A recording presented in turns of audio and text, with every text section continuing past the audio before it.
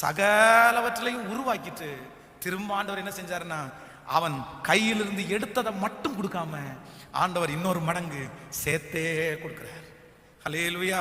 Brother, sister, ஆண்டவர் உங்களை உயர இடத்துல சில நேரத்தில் வைக்கும்போது ஆண்டவர் உங்களை உருவாக்குறதற்கு கையாளுகிற மூணாவது காரியம் என்னன்னா, சில நேரத்தில் உங்க கையில கொடுத்ததை ஆண்டவர் தன்னுடைய கையில வாங்கிக்குவாரு. நீ கொடுத்துருப்பா, கொஞ்ச நாள் என் கையில கொடுத்துரு, நீங்க கொடுத்துரு. ஆனா யோபுனுடைய மனைவிய மாதிரி நீங்க சொல்லக்கூடாது.